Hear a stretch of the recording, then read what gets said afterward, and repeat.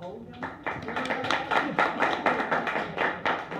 Good morning. My presentation is going to be on ESL, which acronym stands for English as a Second Language. However, they're getting away from that acronym now because a lot of your students, English is not their second language. It may be their third, their fourth, or so forth. So they're becoming more known as English language learners. Okay. So we used to know them as ESL students. People still use that because it's pretty much the term that we all know, but we're getting away from that. We're going into the new acronym EL, which is English learners, because as I said before, we have quite a few students that speak numerous languages. Here in Cumberland County right now in the ESL department, they have 43 languages identified in the county for students. There are between 1,500, there are close to 1,800 ESL students in Cumberland County schools. There are 24 ESL teachers at the moment. And so, as you can see, listen to that number of between 24 teachers and 1,800 students, that's not a lot of people to service a large population of students. ESL is not governed under the Exceptional Children Program. However, we do follow the same federal and state laws. Okay, so an EL student will never be identified as an EC student unless they qualify for the services.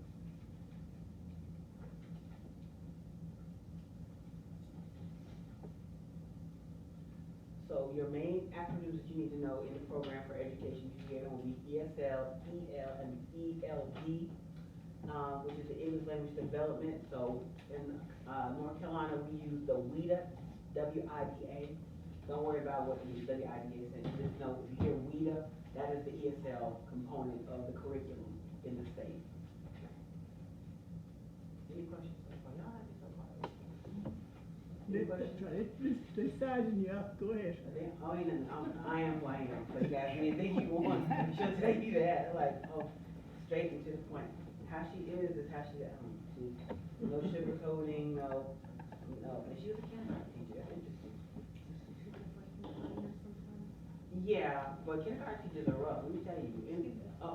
All K-12, don't mess with no K teacher. I'm telling you, K teacher will sit there and everybody else don't mess with the kids.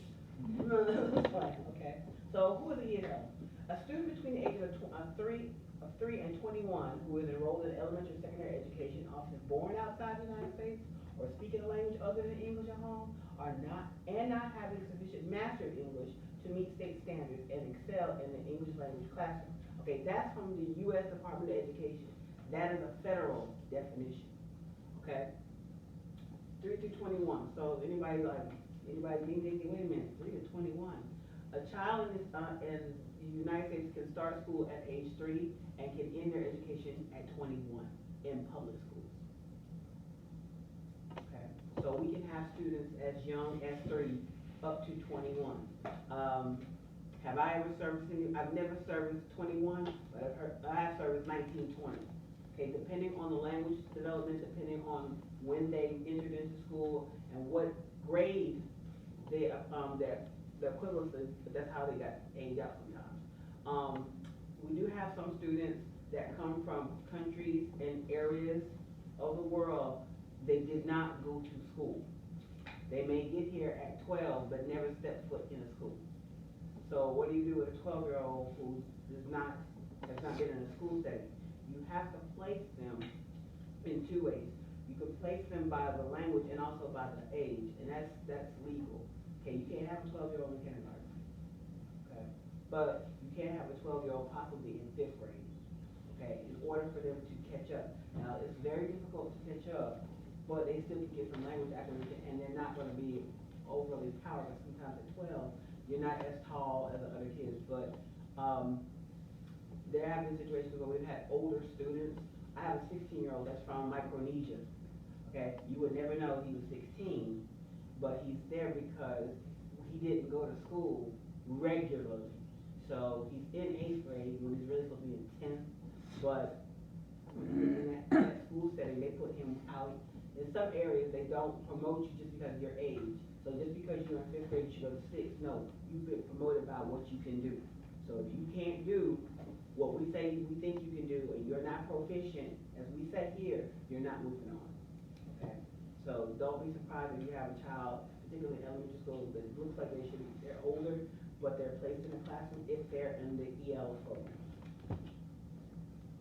Okay, role of an ESL teacher. Discuss what is an ESL teacher idea. So what do you think amongst yourselves? Just discuss 30 seconds what you think an ESL teacher is. Now, not to me, each other.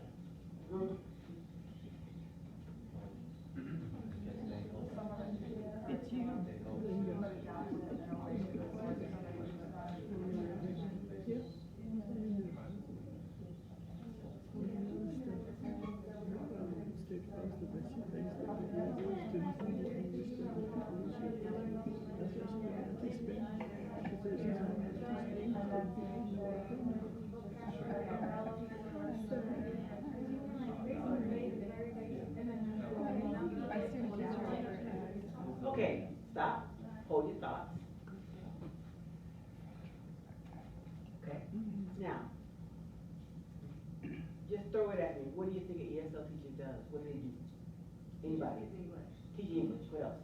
Adapts the curriculum. Adapt the curriculum. What else? What about different languages? Different language? Different language. What else? Support staff. Support staff. Okay, all of those are correct. Okay, an ESL teacher has many hats. As a teacher has many hats. We can be the social worker, the guidance counselor, the parent, the teacher, the administrator, the bank. You don't tell anybody. So there have been many times I came for a field trip because the message didn't get across that I need $10. What do you need $10 for? And it didn't get in time. So sometimes you're the banker. Sometimes you are the punisher as well. Give you an antidote before we move on. I had a student when I was teaching in another middle school that was speaking in her classmates in class in Spanish. The teacher was not patient and she said, "Don't speak Mexican in my class." Quote. So one of the students was trying to be funny, said, "Well, you know, she just called you B in Spanish." So the teacher said, "You cursing at me?" She said, "Well, okay, well, I just call you that B in English," and said it in English. Go to the office.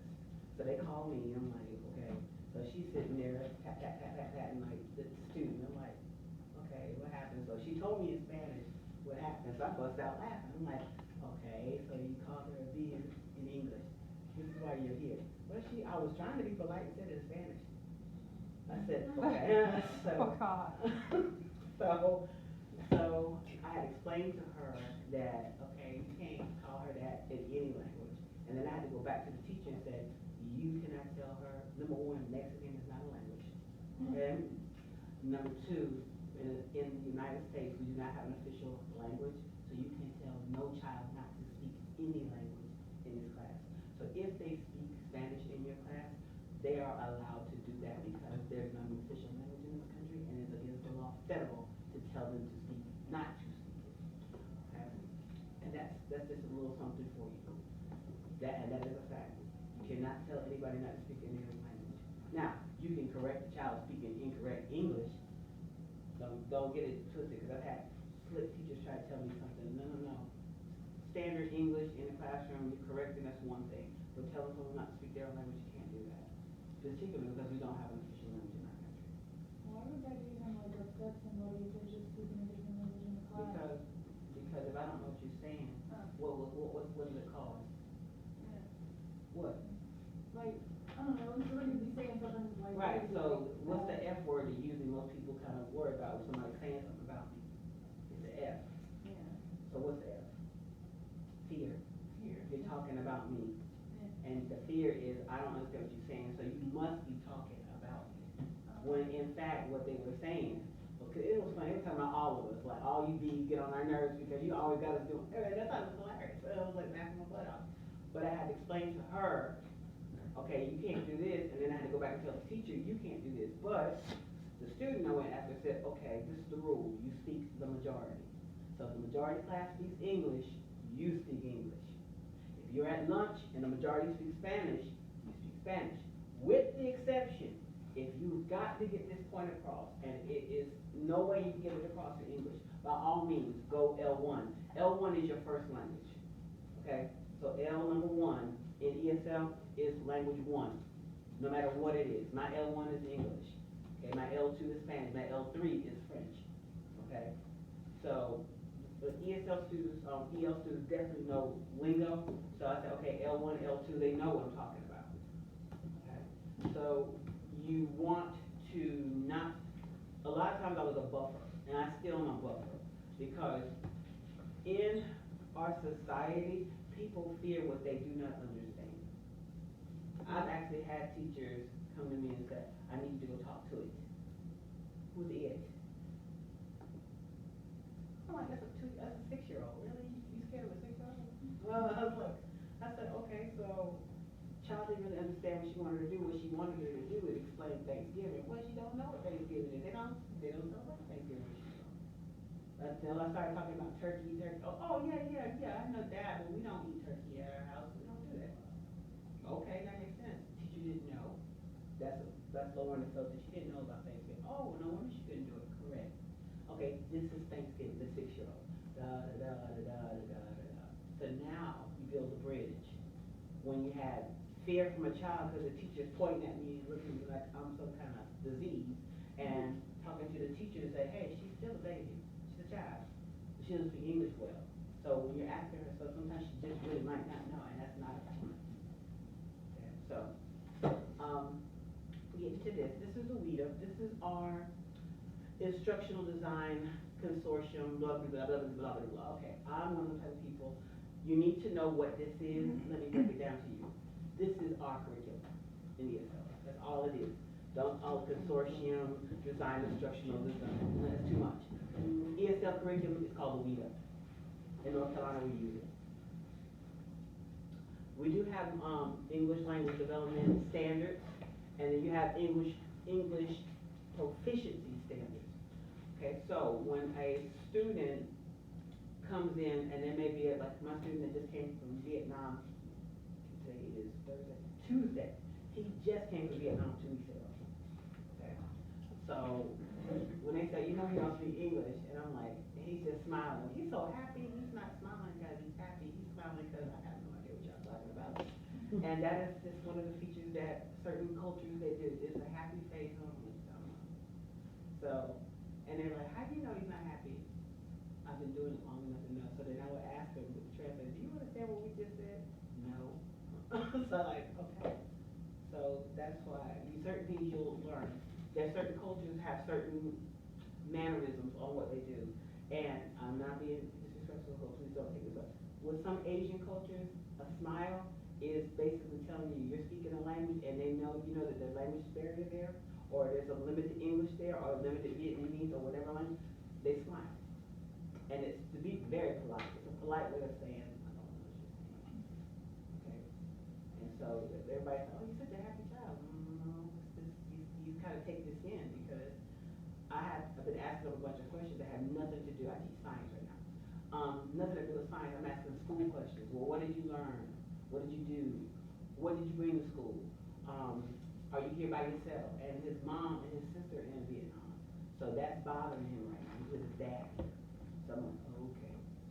So I said, well, do you get to talk to him? Oh yeah, I talk to him every night, every day, but they're still in Vietnam.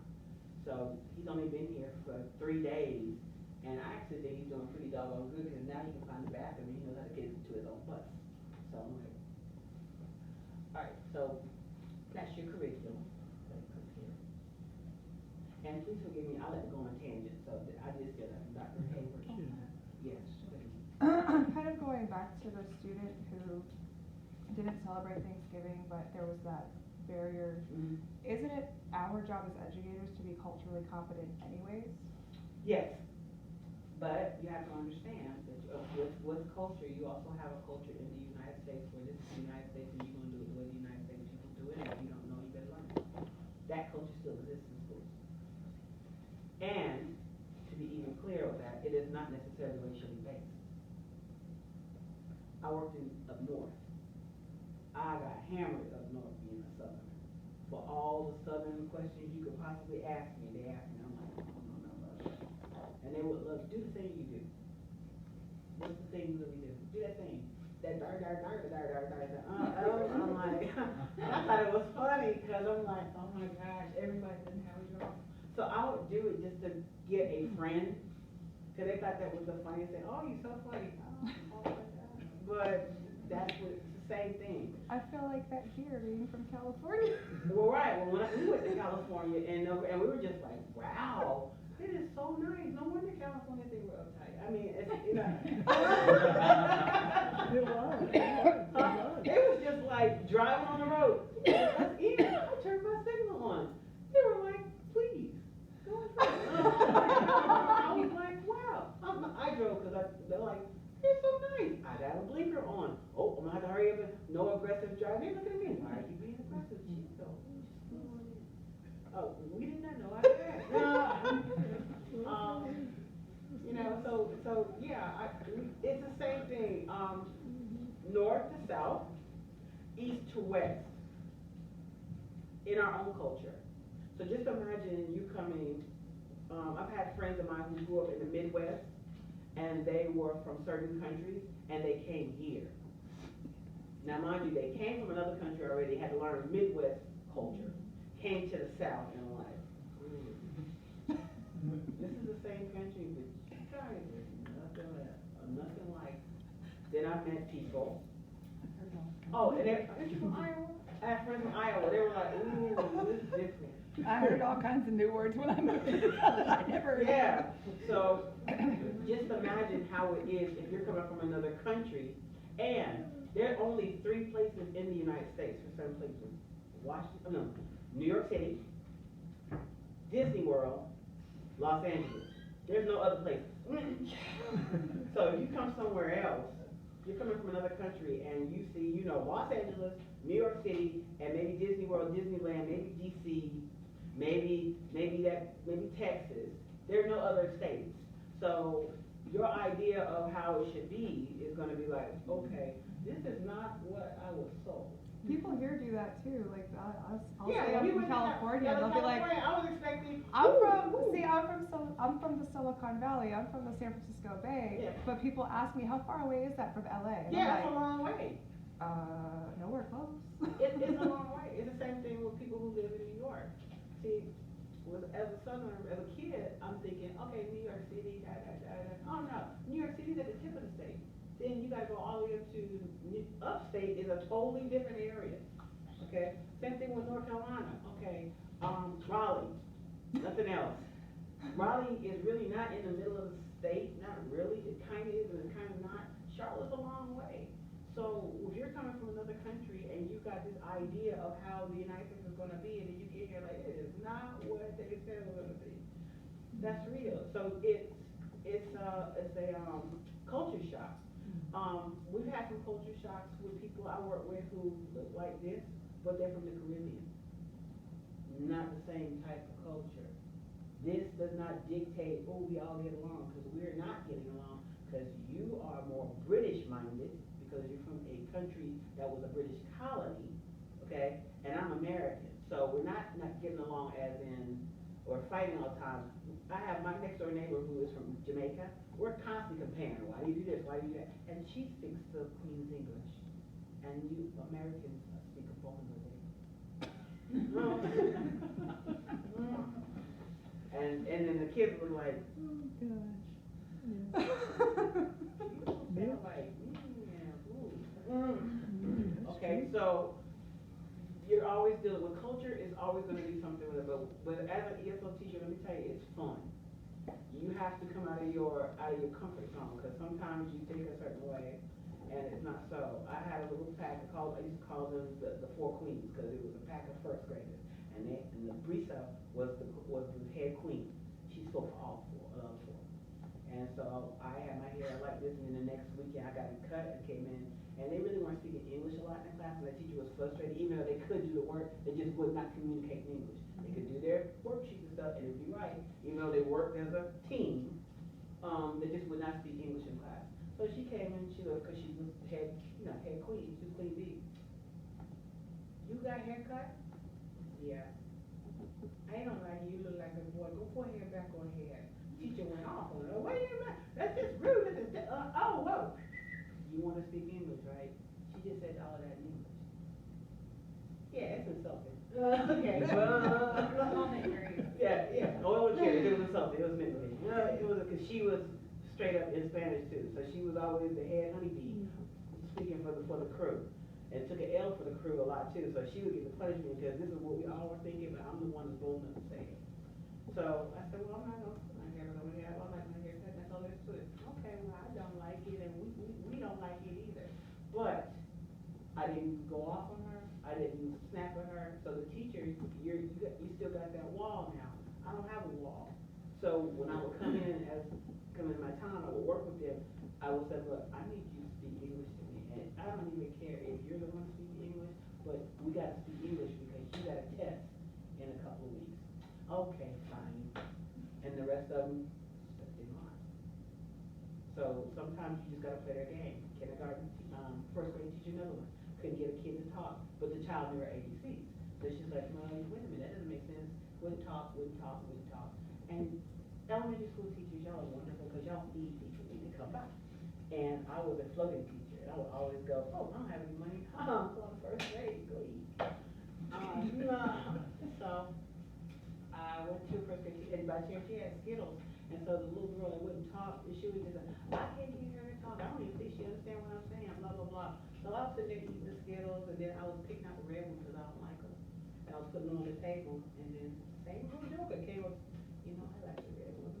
I like, and the teacher's like, this joker can speak English. I was like, yeah, she can speak English because she had me fooled too.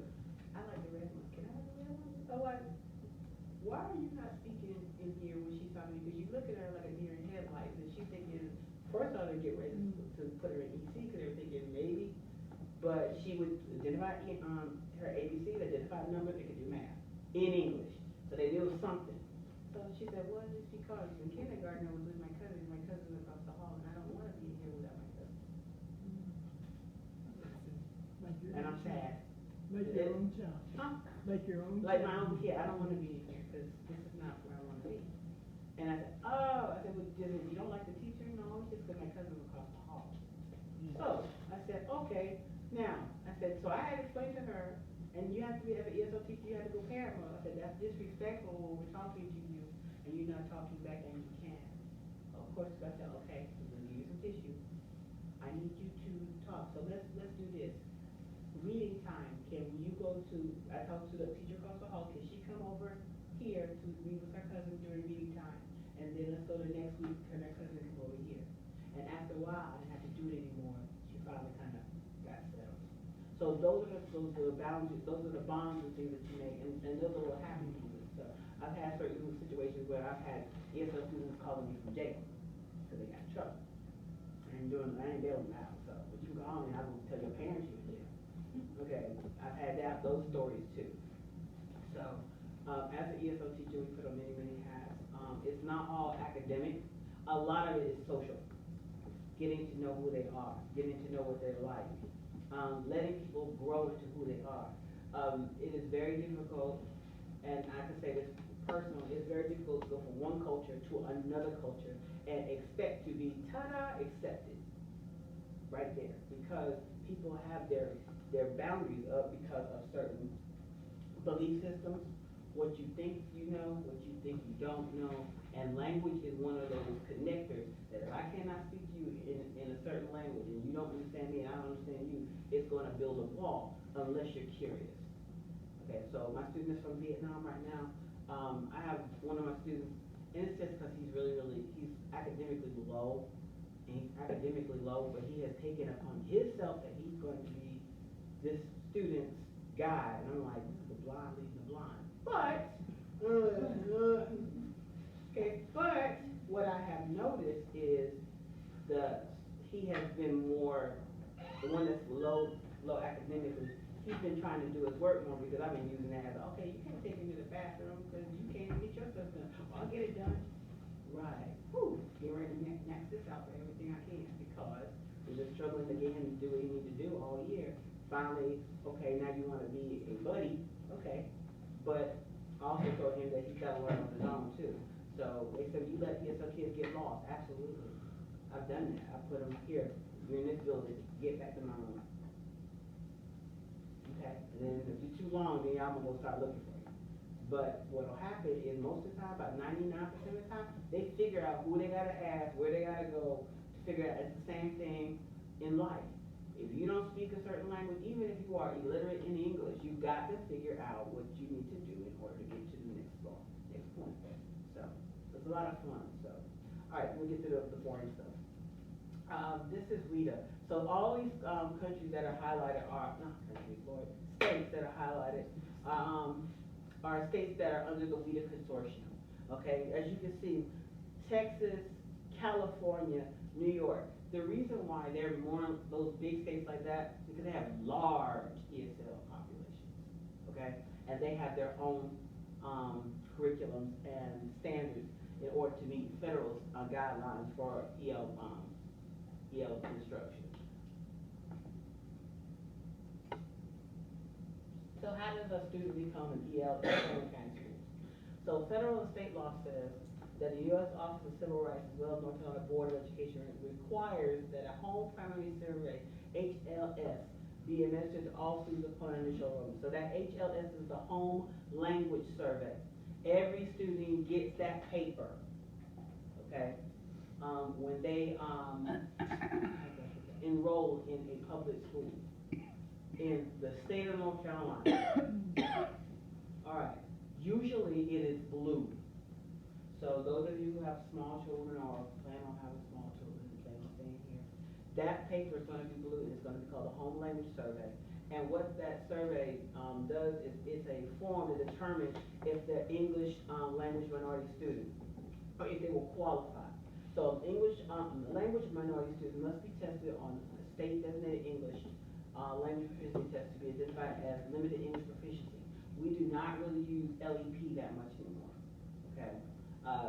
But that is what that ESL students used to be called as well as ESL. All right, so it looks like this. It's a language card, it's blue, you got the name of the student, the parent fills this out. And then you get into the information, everything, and then it says, what is the first language your child learned to speak? Okay, so, without you having to read all of it, let me tell you this now. If they put any language except English on that first line, they're automatically gonna be tested. I don't care if you only speak 4 words in that language. If you say, oh, well, I was teaching them German when they were first learning. You put German there, they're gonna be tested. Okay? Yeah. What about, households where they speak both languages? Okay, so if you say both, if you say, let's say my household, English and Spanish, still gonna be tested. It's not just English. Okay. The ESL office will get those forms, they come and they collect them and look like, they'll look English, Spanish, English, German, English, Tagalog, English, anything. If you got a slash, they're gonna look at it like, okay. Then the next one is what language does your child speak most often? If that's not English, that's gonna be a ding ding too.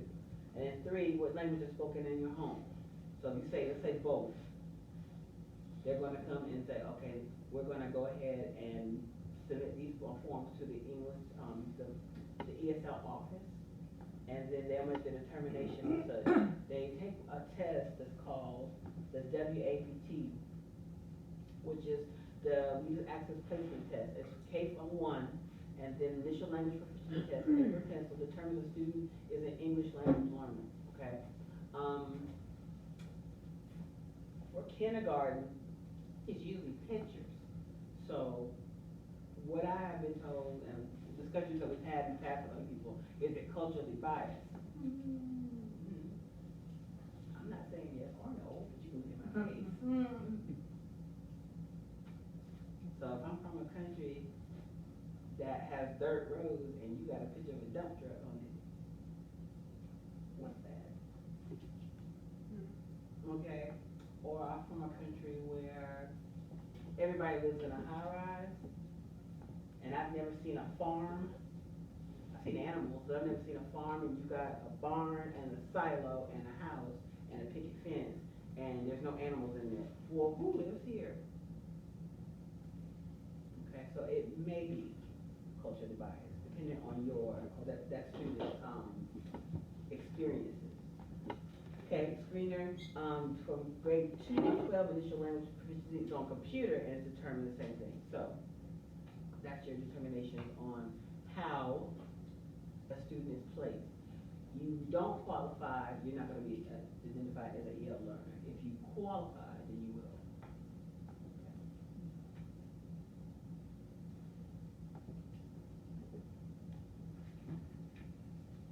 Okay, all of this is the criteria for language instruction. We have 3 parts of areas, so you have what's called comprehensive service. That means that I either pull you out of class, usually elementary school, or I used to push in. Push in is when I go in the classroom and I'm literally helping the teacher take that ESL student, I'm actually reteaching their lesson in a simpler form, depending on the language capacity of the student. Pull out is when you pull them out and you work with them individually. A lot, in my case, my students that were very, very low, I would pull out. My students that were right in the middle, I would push in because you're getting the language, you got a good handle of it. Now I don't wanna pull you out so you miss anything, but I wanna reteach what you just learned to make sure it's there. Then you have what are called moderate services. Basically, you have students that are comprehensive, we not come and check on you every now and then. And then there's some students that I'll see maybe once a month because you're right there almost at the end of getting out. These are other services. All right, so at the end of the year, around February timeframe, we have what's called the access test. That is our EOG of ESL or EOC. Okay. How much language acquisition did you, or how much language proficiency did you learn this year? It's year to year. So it's around February, March, and so they just finished up. It's state and federal mandated. Now, what if I am a parent, my child speaks perfect English. I put that I speak Spanish at the house, and they qualify for ESL services, and I don't want them to have nothing to do with this program. What do I do?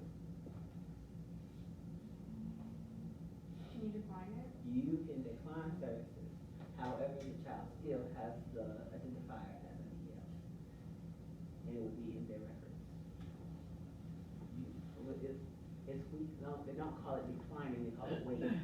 Wait. So you're waiving services, which you can do on EC as well.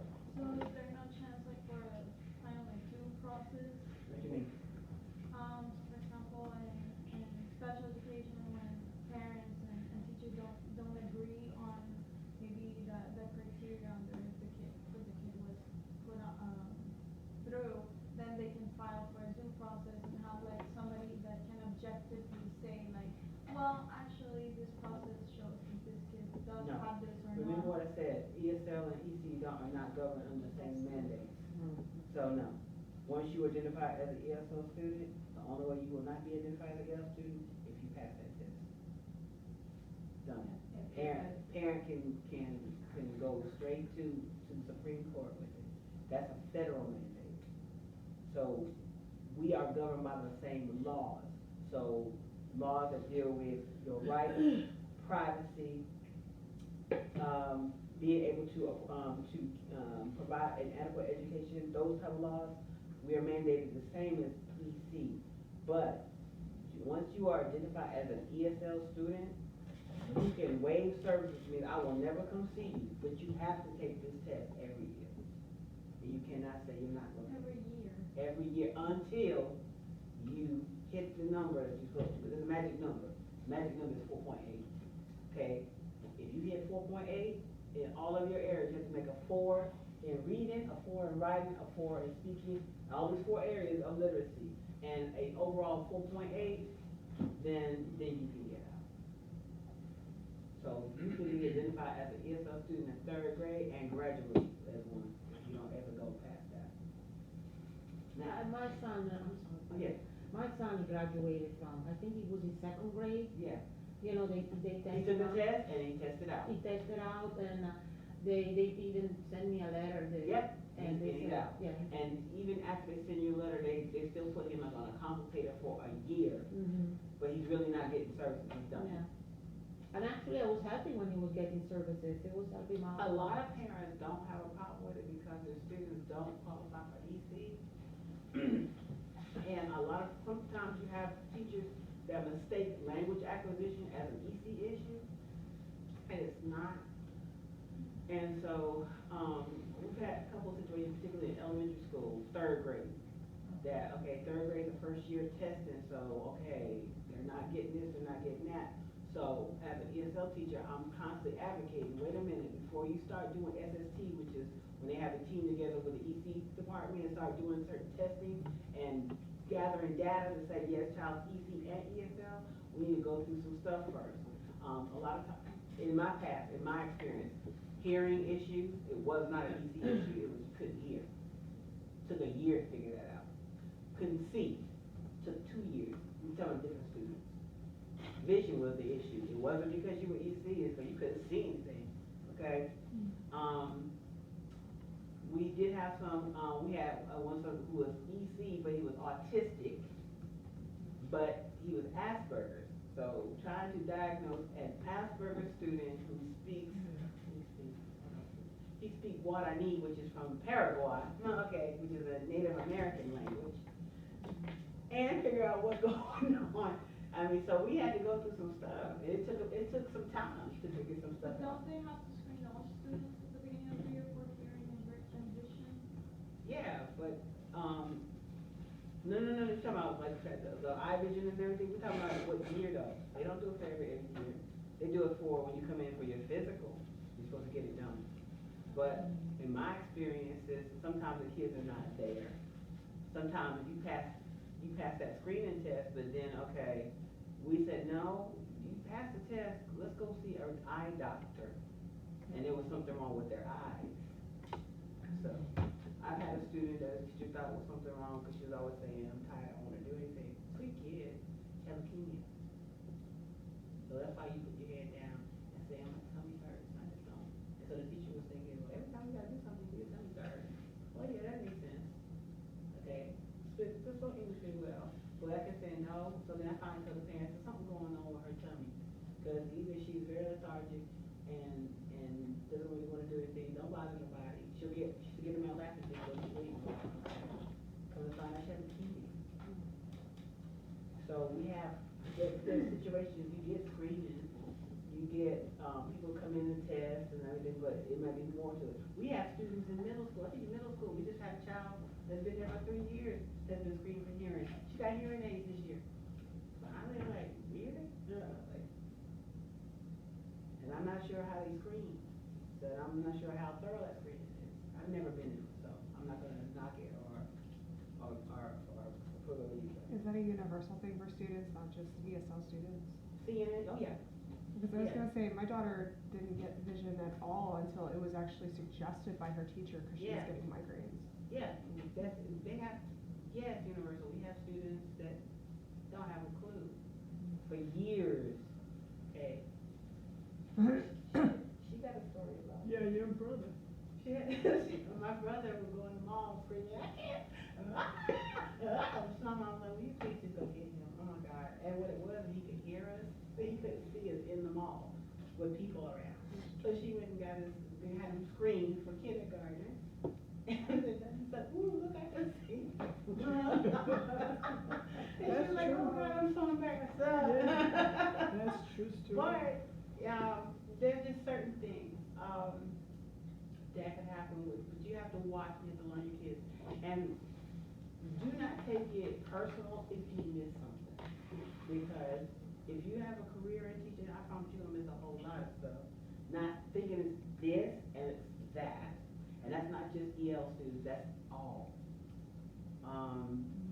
You know, we have students, I've had a student that was alcoholic. I just thought it was crazy. But, no, he's alcoholic, okay? I've had a student that had both parents. They don't have Dorothy Dixon, where it's a mental hospital here in North Carolina. Both his parents are in Dorothy Dixon, would never have done. You know, so it's just, as screening goes, you just have to be kind of just watch and see and hope and think and wish for the best. All right. Okay, so these are the domains. Now, when you take the access to the end, entering is the lower level. That's like either don't speak English at all, may be able to identify pictures, may have some basic English. Like my student that's from Vietnam, has been here for 2 weeks, he knows his numbers from 1 to 20, so, and he knows all his ABCs, but he doesn't know how to read. So, I don't know how much is that, you just learned this before you got here, or, you actually knew it, and from what I'm understanding, because I haven't talked to them yet, I need to find out the education system in in Vietnam, because I asked him about science. I kept saying science and science and science, and I put it in his translator science, and he's just like, I don't really get this. So then I started showing him stuff. Do you study this? Do you study this? Oh, so we were looking at periodic table. I know this. This is chemistry. I was like, oh, okay. So you call it chemistry, right? So then I said, well, what is this? So we say 8th grade science. They break it down in the domain, which is so much clearer. You study chemistry, you study biology, you study geology. So they don't have 8th grade science class, they have a chemistry class, or a biology class, or a geology class. And it's clear. So I said, well, that would make a whole lot, because you know that in this class, this is all you're doing. I wish they did that here. Huh? I wish they did that here. Yeah, yeah. I mean, I was like, wow, tell me more. And so it was interesting how they broke down their system. 6 is the highest. 6, every now and then you'll get an ESL student that has a 6, I mean, that they're actually proficient and fluent in one of the areas, reading, writing, listening, speaking, but can't get past developing in the others, and they get labeled, and they can't do their thing. So we fought that and said, okay, wait a minute now. If they're a 6 in writing, but they don't speak well, we got a problem, because writing is the hardest part of literacy. Okay, but it's not budget. ESL stuff does not budge. We have fought certain aspects about ESL testing, and it's like, nope. It's like, wow. So, here's one other thing. Okay, and this is an ESL report. It looks lengthy. It is. Okay?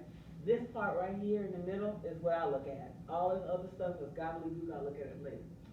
But, so, this right here tells me, okay, can you listen? This is entering low, writing low, reading low, speaking low, composition 1. That means you really don't have a lot of English at all. Okay? Then you have some students that are higher numbers, and that lets me know, okay, what you can and cannot do. I have a large population in 8th grade where I teach Puerto Rican students who I love to death, because they help me out a lot with some things, particularly with my Spanish, because they're like, you make a lot of mistakes in Spanish. They say, I feel the same way with you in English, but we're not going to But the reason why it helps me out is because I asked them, well, what do you learn in English? Because in Puerto Rico, English is a second language. It's almost like how we take Spanish and French. And so they would tell me, well, we learned this and we learned that. So we don't learn that in Spanish, but we learn it. Oh, no, you could take tests and stuff. Like you could take classes like an elective. I was like, oh. I said, so I have one Puerto Rican student who speaks perfect English, but she's still ESL, okay, because of speaking. Speaking is messing her up. She does not speak, okay, but she knows English really, really well. She has a very heavy accent, and she's like, I am Puerto Rican. I am not going to lose my Puerto Rican accent. If y'all don't understand what I'm saying, that's too bad. I'm like, and that's why you still ESL. Well, yeah, you got a point there. I do. Oh, okay. Okay. Then I have some other students that came from this is a good example about culture. They came here because of Maria. And the United States is like, last year they came here, and they were having a hard time adjusting, because this was like, oh, this is like bright lights, big city up in here. Even though they've been to other places, and they've been to the United States visiting, now you live here for whatever period of time. And so they struggled a lot, because it's like, this is not like Puerto Rico. This is not like Puerto Rico. And it's like, okay. So my students that who are Puerto Rican, who have been here in the United States, grew up here, I told them you need to make them be a buddy, because that is difficult. Yes, Puerto Ricans are considered citizens, but they're not from here. This is not home. And they lost their home. So home might not even be there if they wanted to go back. So you can't just throw them in a classroom and say, okay, here's your books, here's your stuff, here's your locker, have a great one, and there's your little friend that's from Puerto Rico too. No. you gotta be very supportive, because this is sensitive. And so, one little guy was like, I don't have nobody, he said, everybody's here. I said, what do you mean you don't have nobody? Nobody's in Puerto Rico, everybody's here. My dad said, we're not moving, we're not going back. I said, okay, so you good with that? No. I don't wanna be here, I don't wanna, he was cutting up. I don't wanna be here, I don't like this school, I don't like it, I don't like the food, I said, okay. Okay, I said, so what are we gonna do? So I walked him out to the football field, I said, okay, find you a house. There ain't nothing out here. They're like, right, this is Puerto Rico. That's why your dad said you can't go back. So what do I do? Okay, you tell me what you do. He said, you got a house here? The uncle helped him get an apartment, so that was good. Cause the uncle is Army. And so I said, you got to learn how to live here. When you go home and tell your dad, I don't wanna be here, I don't wanna do this, I'm gonna get in a fight, I'm cussing out teachers in English. Okay, and everything else, you hurt him, cause he can't take you home. There is no home. You gotta make home here now. So this year, he's doing good. He's doing very, very, very well. But that first month or two, he was like, I don't like this place, I don't like your people, I don't like your food, I don't like nothing to do with this place. And that was the right reaction. You just, nature just took, it's like one of my students said, God just said, you know what, forget Puerto Rico. I was like, and then I said, that's not what he said. She's from Dominican Republic, so that was just crazy. And I said, I was like, and then all the Puerto Ricans were like, don't make me jump across the table and beat you up. So I was like, y'all are funny, but I like asking my students, because like I said, the majority of my students are from Puerto Rico. I said, well, what do you learn? How do you do stuff? And they think some of the stuff we do here is backwards.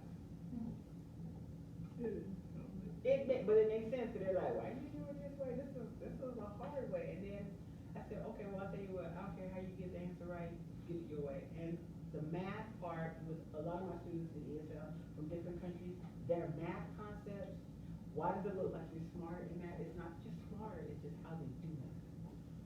How they learn numbers. I told, if you speak Spanish or any Romance language, they ask me all the time, well, why do they get those kids do really well in science? Because I was a Spanish major, and I know that a lot of Spanish is Latin-based, and if it's Latin-based, they're gonna know those words. So you need to milk it for everything you can. And they do well in the vocabulary section of the test, because they speak Spanish, they can read Spanish, they understand it, you know that this word and this word are the same thing, and they got it. So I always tell people, do not underestimate someone just because they don't speak English. You need to learn them and figure out what they can and cannot do. Even if you have students that are from areas like Arabic, the Arabic language, that alphabet doesn't look like ours. Figure it out. How do you think? Why do you think this way? What is your history? Why does this group not like this group? And so forth. Because it will help you figure out how to get them to understand English. English is a very difficult language. In Spanish, if I want to call you fat, I meant to call you fat, you are fat, and that's all there is to it. In English, if you fat, you could be a good person. If you fat, it mean you got money. It might mean that you really are obese. It can mean a whole lot of stuff. So that's something that English language learners tell you all the time. This language is difficult because this means this and this means that. That is correct. Okay. All right, so this is your EL plan. Immigrant Child and Youth Federal Designation Title. Okay, so immigrant child. That means that you are here. There are different reasons why. By law, we have to, if a child is illegal, do not have documentation, we don't know that. You're supposed to report in a legal state. However, you are not privy to that information.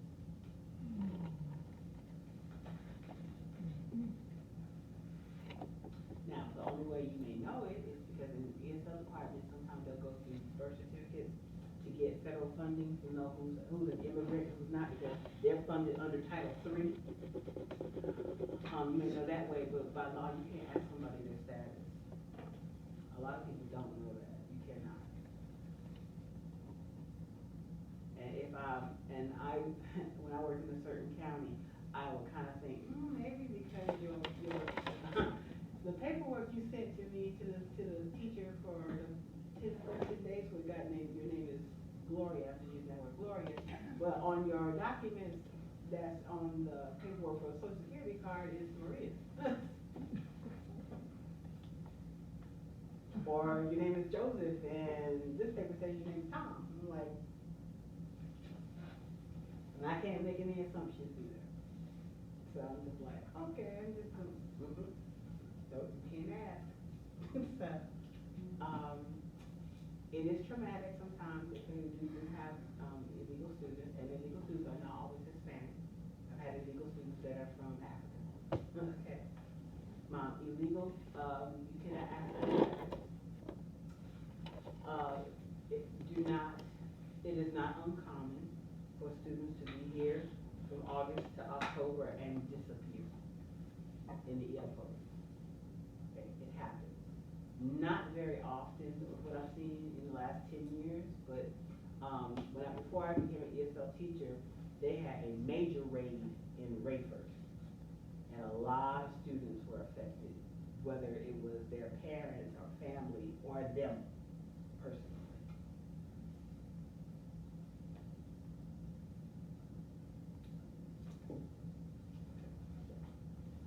Born outside the United States, excludes Puerto Rico, not an immigrant. Including DOD is an immigrant.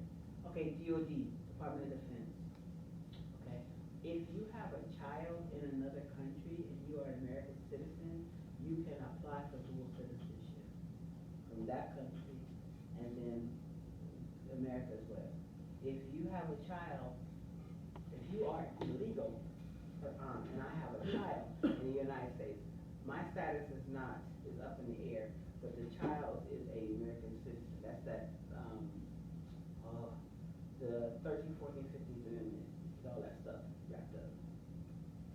Okay, so they're trying to get, right now they're not gonna do it, but they've been trying for many years to get rid of that.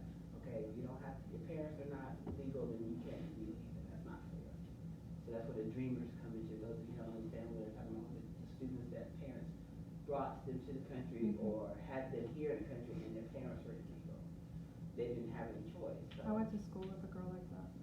It was like the early 90s. Her parents had escaped from Egypt and they came undocumented, and she's finishing up her master's in business management, and she's a DACA recipient because she came over when she was like 4.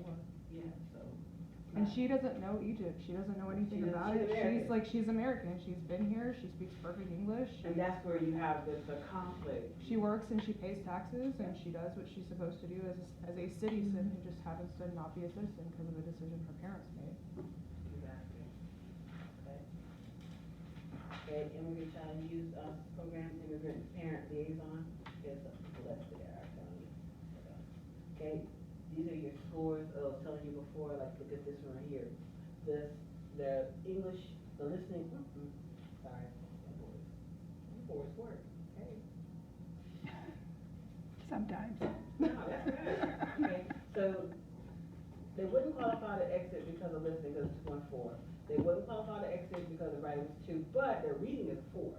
So if all of these domains were 4, 1, 2, 3, 4, 5, all of them were 4, and she had a 4.8, then that student would be out of the program.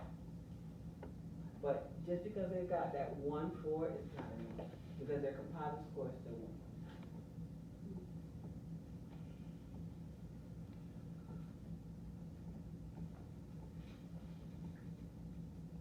Okay, so in WIDA, they have what are called can-do descriptors.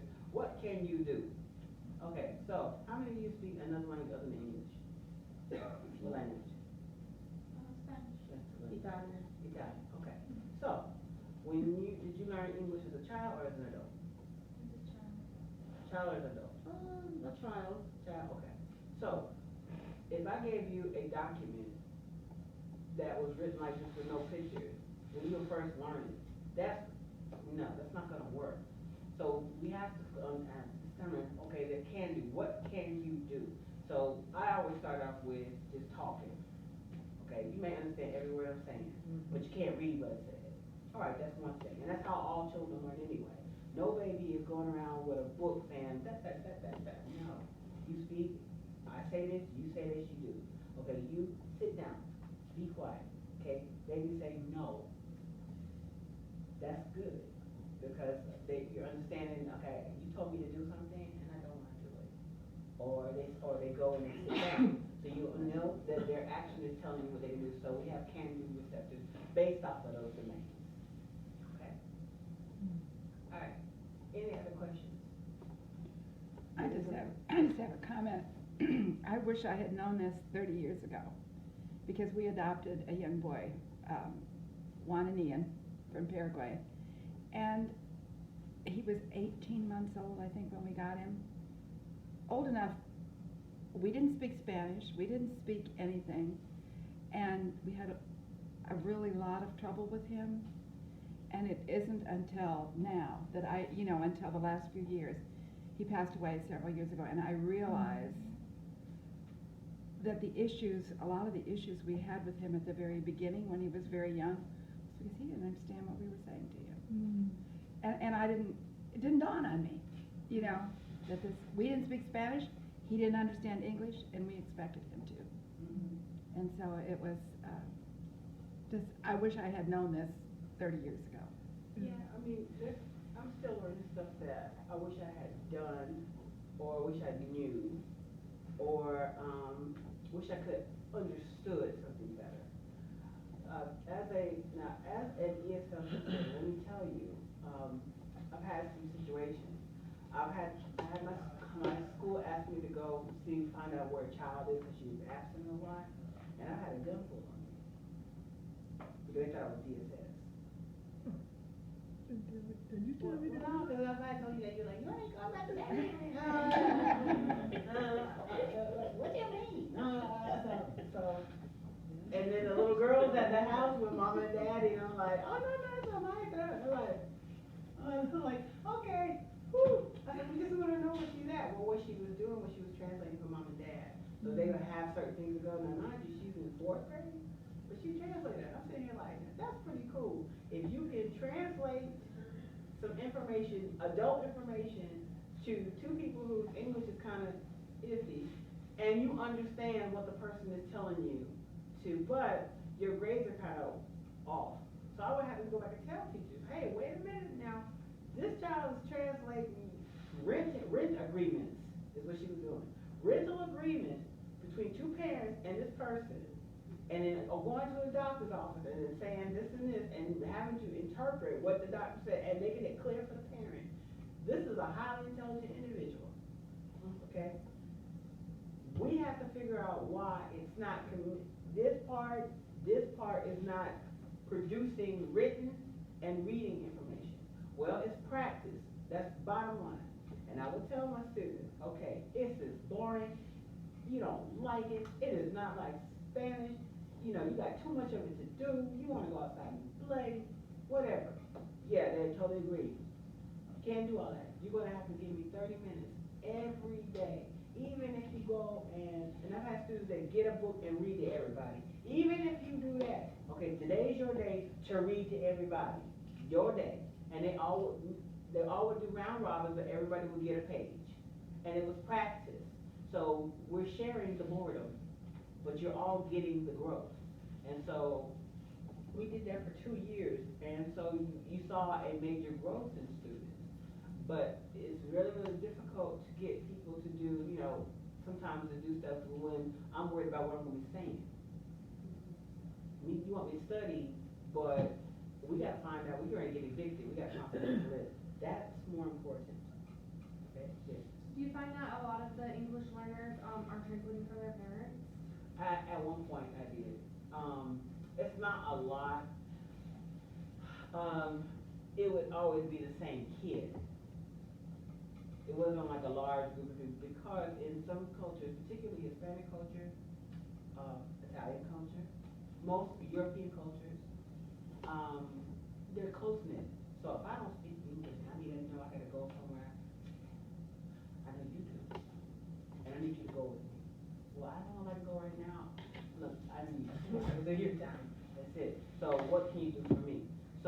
I take care of you, you take care of me.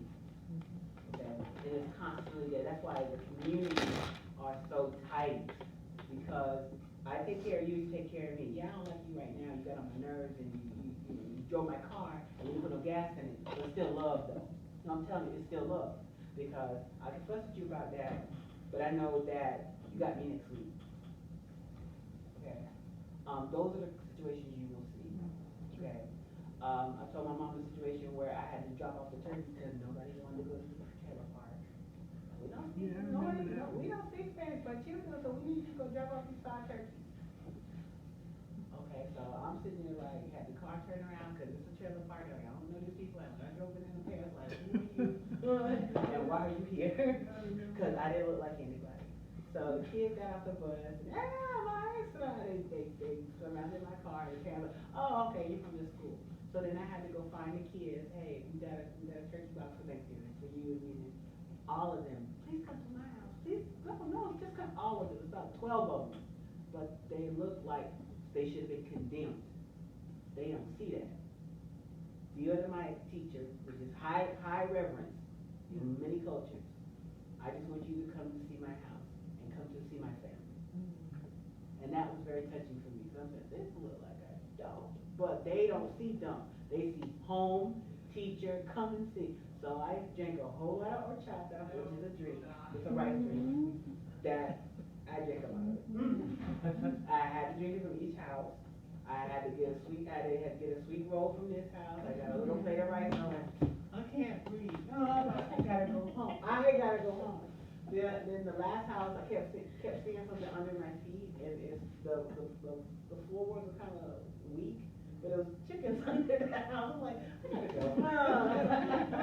But it was okay. It was okay. It was love, and so for me doing that, I got mad props.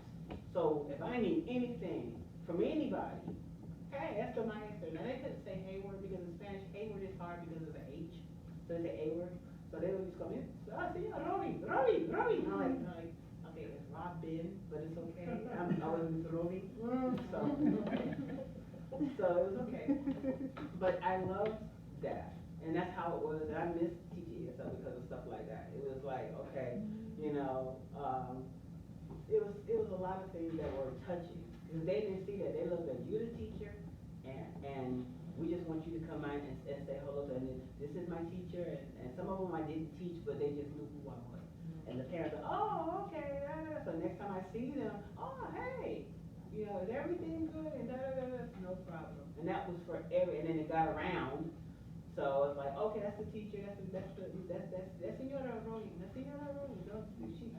she can help you get this and that. And so one time I made a mistake one year and gave out my cell phone number. You changed after that, huh? I had to, because they were calling me every weekend. Well, they got this going on and that going on, and This teacher called me, and I'm like, okay.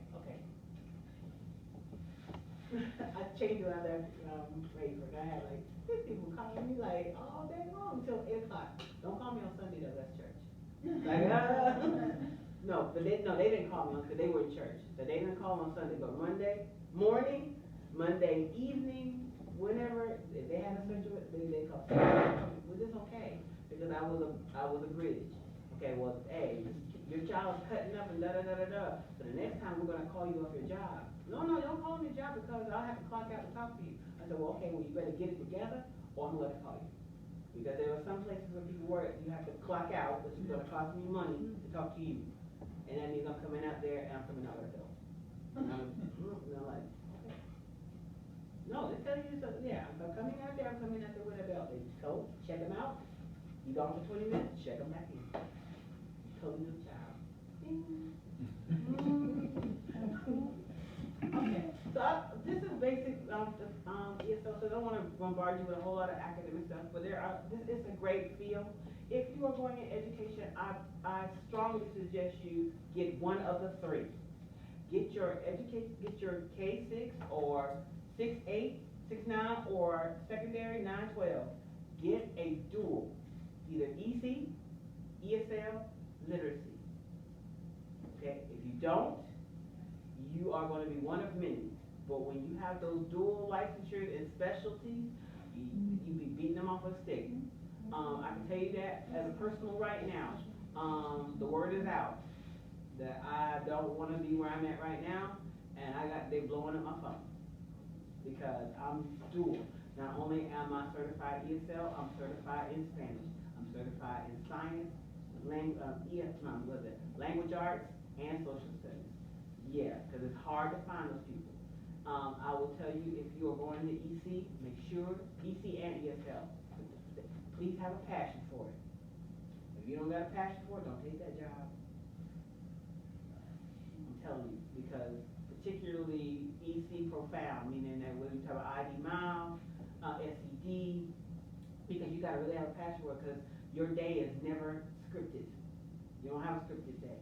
Okay, some classrooms, I can go in there, this is what I'm gonna do today, change the date on the board, and we're gonna flip the page, that's what we're doing, it's the same thing, year to year. ESL is never the same, EC is never the same. Okay, you just gotta have a major passion for it. And your first year will be your worst, because you're doing it the first year. After that, you got me. We putting the period on the end of that one. Yeah, cause I can talk. I know you I got can. We know My you kids can. already text me twice, like, when you coming back? When Oh, you so you don't make it so good. Well, hey, we have enjoyed your information. Some things I didn't know either. I'll talk with you later. You can expound on. Oh, we'll talk